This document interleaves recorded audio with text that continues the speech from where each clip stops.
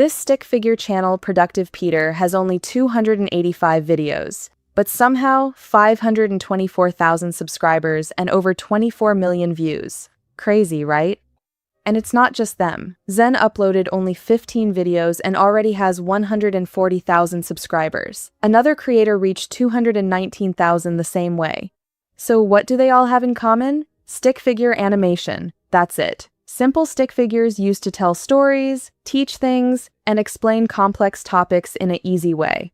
And here's something interesting. Simple visuals actually hold attention better than talking head videos. That's why this style works so well. But here's the problem. Making videos takes a lot of time. Writing the script, making the visuals, recording the voice, editing it can take days just for one video. So in this video, I'll show you how I use NotebookLM to make stick figure videos fast. You won't need a camera, animation skills, or a budget. This is a 100% free AI-powered workflow. Let me show you exactly how it works. Step 1. Generate a topic and title. First, open NotebookLM and create a new project. Then head to YouTube and select the channel you want to clone. Today, I'm going with Productive Peter. Simply copy the channel URL. Go back to NotebookLM, paste it as a source, hit Next, and let it load.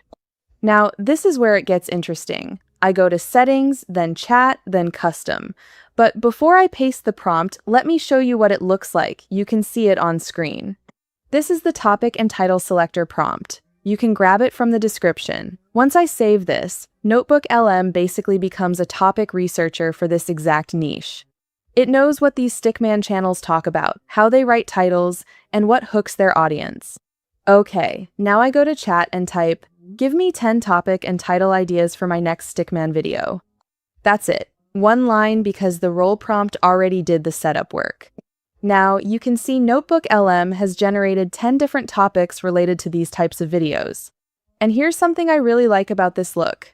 None of these topics exist on this channel. NotebookLM read the patterns, the title structures, and the angles that work, then built something entirely new from them. That's why this is fully demonetization safe. You're not copying content, you're just building on what already works. Step 2. Generate the script. First, open a fresh NotebookLM project. Then head over to Productive Peter and filter the channel videos by most popular. I want the top performing videos. These are the ones that proved the style works. Now, copy the top 5 URLs and paste them into NotebookLM one by one. Hit Next. Let it load. Now, go to Settings, Chat, Custom. Again, same move as before. This time, paste in the scriptwriter role prompt. It is in the description. Now, NotebookLM has absorbed the storytelling style of those 5 videos. The pacing, the way information builds, how the hook opens, it is not going to copy them. It is going to write in that style with completely new content. Okay, now I go to chat and type, "Create a 1,000-word YouTube script about the invisible killer of your daily focus." One line. That is all it needs, because the role prompt already set everything up. After a few seconds, our script is ready. This is not a generic AI script. Look at how it is structured. It opens with the introduction, and then the script breaks down the story chapter by chapter. That is why I said this is not a generic AI script. It feels like something a real creator wrote. That structure, that escalation, that came from studying what actually works on these channels. And because we are copying the style, not the content, this script is completely original. 100% clean. 100% yours. No demonetization risk. Step 3. Generate visuals. First, open ChatGPT and head to your prompt stock. Copy the visual prompt. This prompt takes your script and turns it into a complete visual plan with image prompts and motion prompts for every scene. Copy the entire visual prompt and paste it into ChatGPT. The prompt has a placeholder for the script.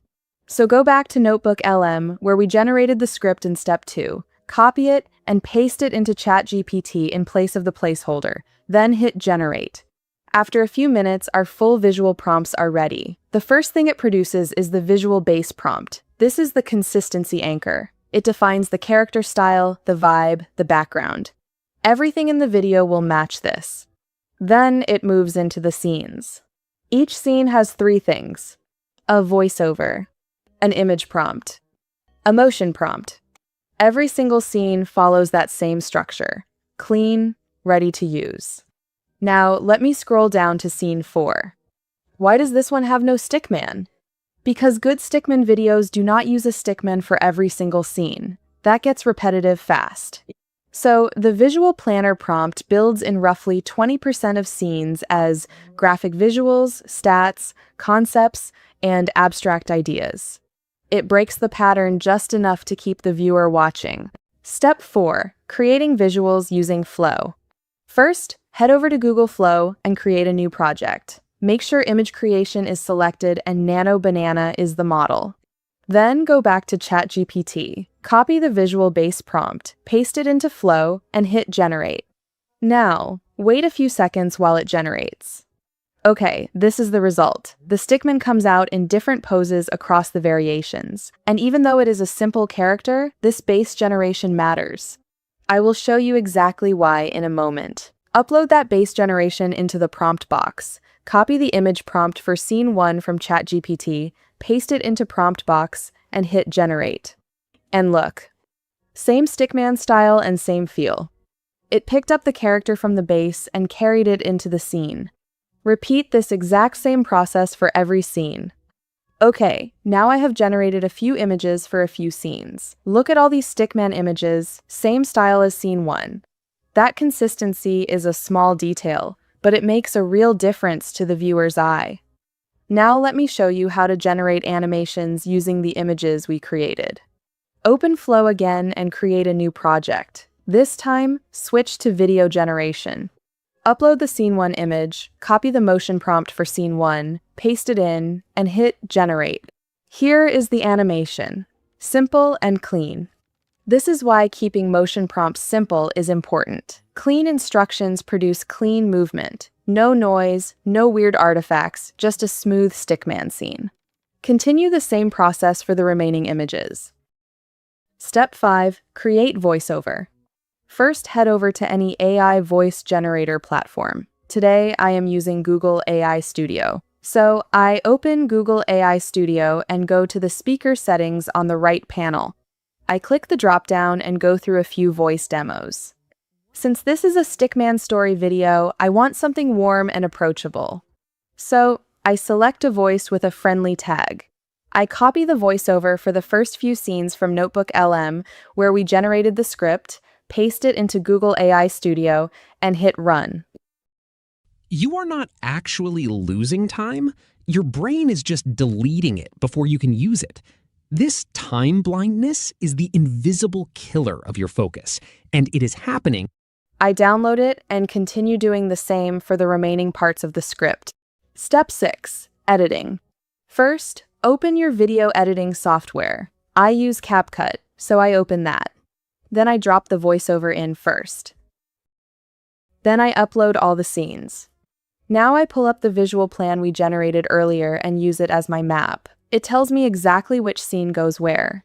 I start syncing the scenes to the voiceover by simply following the plan. Honestly, this part is very easy because all the thinking is already done. Since the scenes run a bit longer than the voiceover, I either trim them or speed them up slightly to fit.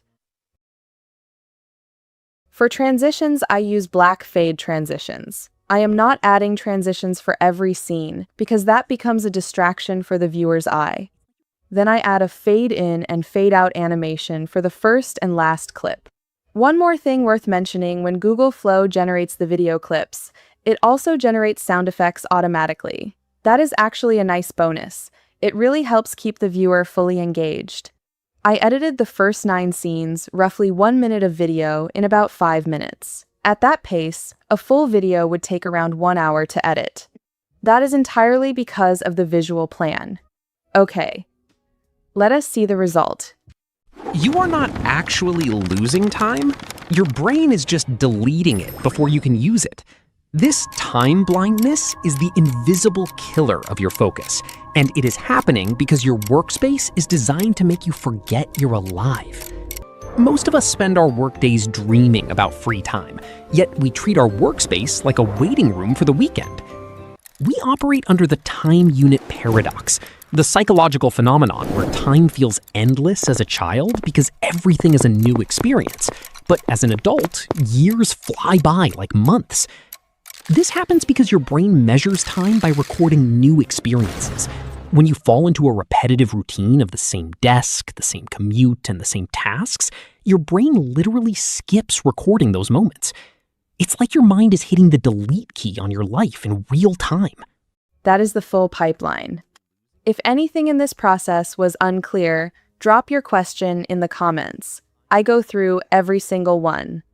Make sure to subscribe to the channel and like the video. See you in the next one.